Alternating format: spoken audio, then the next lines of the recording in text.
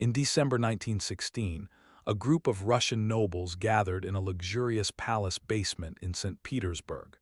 Their target, a peasant who claimed to heal the heir to the throne with prayer alone. They fed him cyanide-laced cakes and wine enough poison to kill 5 men. Grigori Rasputin ate everything, drank the wine, and asked for more.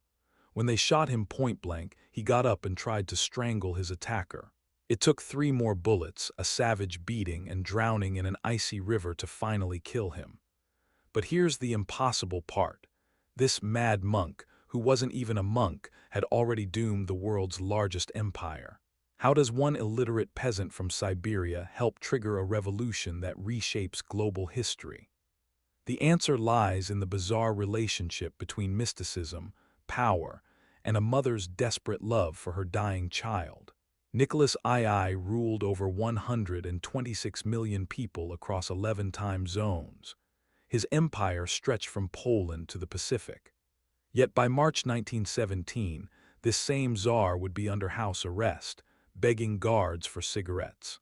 8 months later, he and his entire family would be dead, victims of firing squad bullets in a basement in Yekaterinburg. The Russian Revolution wasn't just one revolution, it was 2. And the story of how the world's most absolute monarchy became the world's first communist state begins with a man who could supposedly stop bleeding with his bare hands.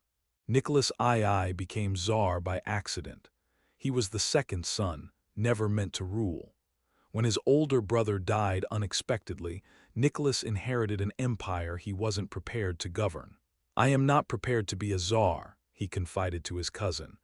"I never wanted to become one." Unfortunately for Russia, want had nothing to do with it. By 1917, Nicholas stood 5'7", with a perfectly groomed beard and the tired eyes of a man who'd watched his world crumble. He wore the military uniforms he loved, but had never earned through actual combat experience. His subjects called him Nicholas the Bloody, a nickname earned after the 1905 massacre when his troops fired on peaceful protesters, killing over 1,000 people. The Tsar ruled through the Okhrana, his secret police force of 15,000 agents who infiltrated every corner of Russian society. Workers couldn't form unions. Newspapers faced constant censorship. The Duma, Russia's parliament, existed only at the Tsar's pleasure and held virtually no real power. Nicholas could dismiss ministers on a whim, and he did so regularly, creating a revolving door of incompetent administrators. But the Tsar's greatest weakness wasn't political, it was personal. His son Alexei, heir to the throne, suffered from hemophilia. A simple bruise could trigger internal bleeding that might kill the boy. Doctors proved helpless. Traditional medicine failed.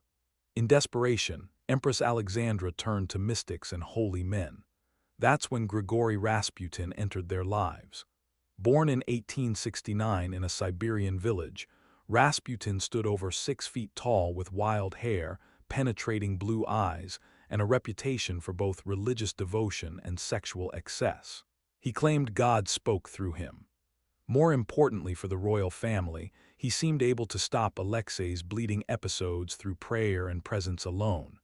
Whether through psychology, luck, or something else entirely, Rasputin's interventions coincided with the boy's recoveries. The grateful empress granted him unprecedented access to the royal family. Soon, ministers were being appointed and dismissed based on Rasputin's recommendations. By 1914, Rasputin wielded more influence over the Russian government than many official ministers. Standing in drawing rooms of the Alexander Palace, wearing his peasant robes and muddy boots, he would whisper advice to the empress while the Tsar's courtiers watched in horror. The Russian people invented increasingly scandalous stories about their holy devil. Pornographic cartoons circulated showing Rasputin in bed with the German-born empress. Rumors spread that he was a German spy, using his influence to weaken Russia from within. The evidence was flimsy. Alexandra's only crime was being born Princess Alex of Hesse-Darmstadt, but in wartime, paranoia flourishes. When World War I erupted in August 1914, Nicholas made his most catastrophic decision. He appointed himself commander-in-chief of Russian forces. The Tsar had never commanded anything larger than a parade regiment, yet he took personal responsibility for Russia's war effort. Meanwhile, Alexandra, and by extension, Rasputin effectively ran the government from St. Petersburg. The results were disastrous. Russian armies suffered over 2.5 million casualties by 1917. Soldiers marched into battle with rifles but no ammunition. They advanced wearing cloth boots in -30°F weather. Entire divisions surrendered rather than continue fighting under such conditions. And every military defeat became personally associated with the Tsar himself. Back home, Rasputin's influence grew more blatant. Ministers who opposed him found themselves transferred to remote provinces. Those who supported him received promotions and financial rewards. The holy man held court in expensive restaurants, drinking heavily and boasting about his power over the royal family.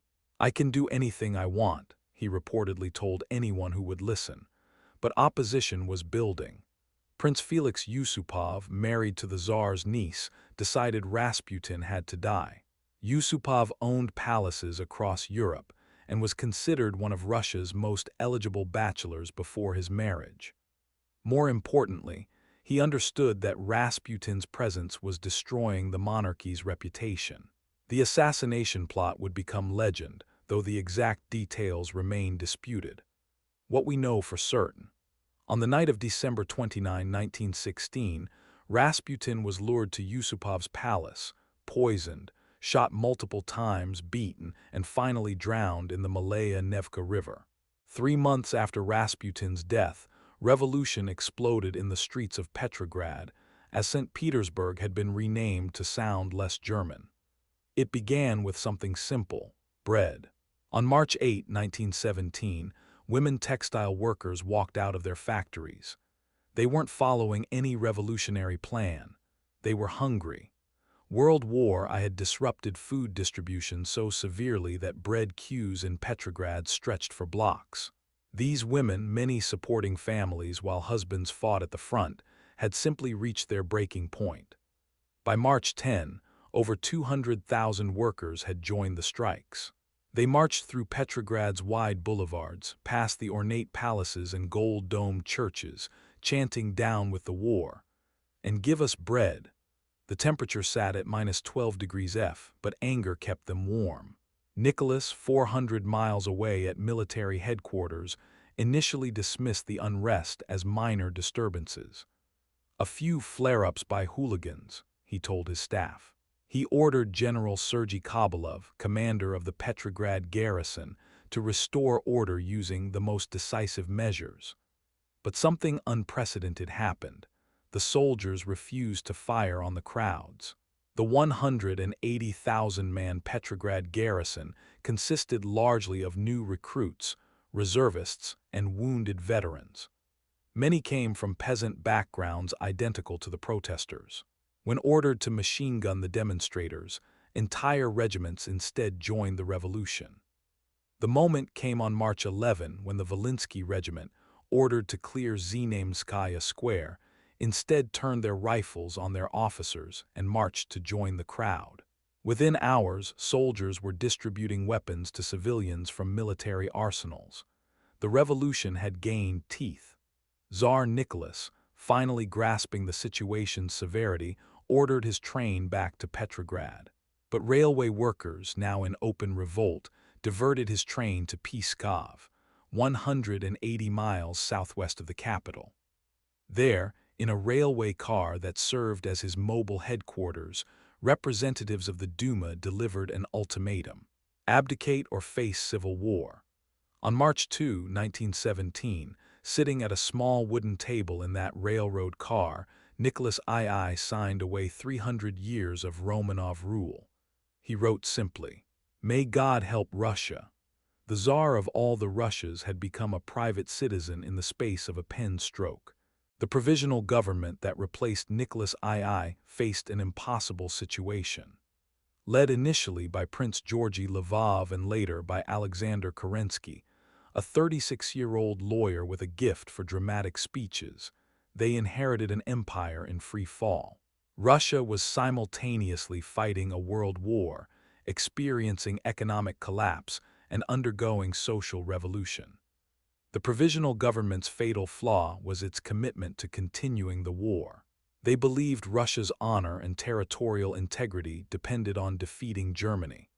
The Russian people, however, wanted peace at almost any price. Vladimir Lenin, leader of the radical Bolshevik faction, had spent years in exile plotting revolution. When news of the Tsar's abdication reached him in Switzerland, he immediately arranged return passage through Germany, ironic given the rumors about German influence. Lenin arrived at Petrograd's Finland station on April 3, 1917, and delivered his famous April Theses speech to a crowd of thousands. Standing on an armored car, Lenin declared that Russia needed not one revolution but two. The first revolution had removed the Tsar. The second must remove the capitalist system itself and place power in the hands of workers and soldiers organized in councils called Soviets. Lenin's Bolshevik Party had only 24,000 members when he returned to Russia. But they possessed three crucial advantages: clear leadership, simple slogans, and willingness to promise exactly what people wanted to hear. While other parties debated constitutional theory, Lenin offered peace, land, bread, immediate withdrawal from the war, redistribution of noble estates to peasants, and government control of food distribution. The provisional government support crumbled through the summer of 1917. In June, Kerensky launched what became known as the June Offensive, a massive military campaign designed to restore Russian honor and demonstrate the new government's competence. Instead, 150,000 Russian soldiers died for minimal territorial gains, and entire units dissolved as soldiers simply walked home. By October, inflation had reached 200%. Bread queues grew longer. Peasants across the empire were seizing land without waiting for government permission. Factory workers were forming committees and taking control of production. The Bolsheviks, promising immediate peace and radical change, gained control of key worker and soldier Soviets in major cities. On November 6, 1917, Lenin decided the moment had come for his second revolution. The Bolshevik seizure of power was both incredibly significant and remarkably undramatic. While films would later portray masses storming the Winter Palace, the reality was more mundane. Lenin's Red Guards, armed factory workers and sympathetic soldiers, simply occupied key points around Petrograd: telegraph stations, railway terminals, government buildings, and banks. The Winter Palace, defended by a women's battalion and a few military cadets, fell after a brief siege. Most of the provisional government ministers were arrested while eating dinner. Alexander Kerensky escaped in a car borrowed from the American embassy, disguised in a sailor's uniform. By November 8, the Bolsheviks controlled Petrograd's strategic points. Lenin, emerging from months in hiding, appeared before the Congress of Soviets to announce the formation of a new government, the Council of People's Commissars, with himself as chairman.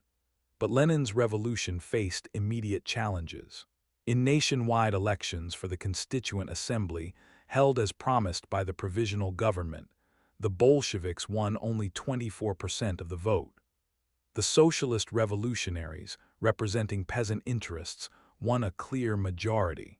When the assembly convened in January 1918, Lenin's Red Guards surrounded the building and dissolved it after one day. Lenin also faced the war question. He had promised peace, but German terms proved harsh.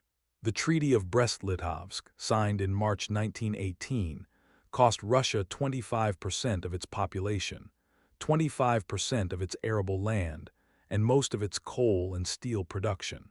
Many Russians considered it a humiliating betrayal. Opposition to Bolshevik rule sparked the Russian Civil War, which would rage until 1922. The White Armies, supported by Britain, France, and the United States, controlled vast territories and seemed poised to restore some form of parliamentary government.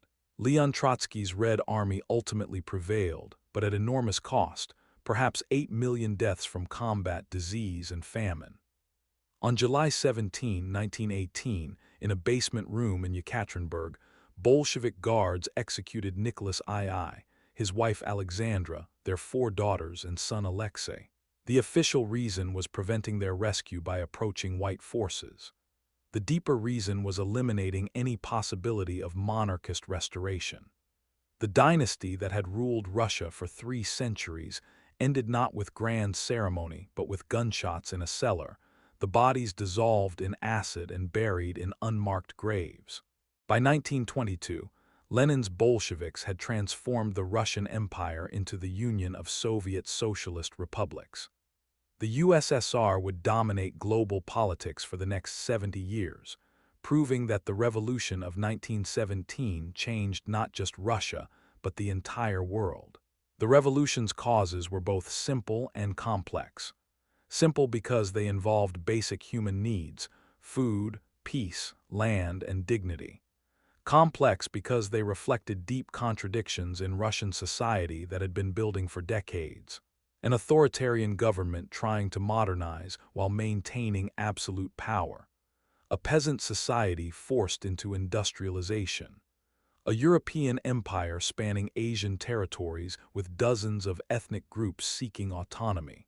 Grigori Rasputin didn't cause the Russian Revolution, but his influence on the royal family became a symbol of everything Russians despised about their government: corruption, incompetence, foreign influence, and the vast gap between rulers and ruled. When nobles finally killed the mad monk, they were trying to save the monarchy. Instead, they merely removed one source of scandal while leaving the fundamental problems untouched. The revolution's legacy extends far beyond Russia's borders. Lenin's success inspired communist movements worldwide. The Cold War between the Soviet Union and Western democracies shaped international relations until 1991. Even today, debates about economic inequality, political representation, and government power echo themes from 1917. Perhaps most remarkably, the revolution demonstrated how quickly seemingly stable institutions can collapse when they lose public support. The Romanov dynasty appeared unshakable in 1916. 15 months later, it was extinct. The Russian Empire fell not through foreign invasion or natural disaster, but because enough Russians simply stopped believing in it. Looking at our own time, what institutions do we take for granted as permanent? History suggests that when governments lose the trust of their people, change comes faster than anyone expects. Let us know in the comments. And if you liked the video, give it a thumbs up and subscribe to our channel. See you in the next video.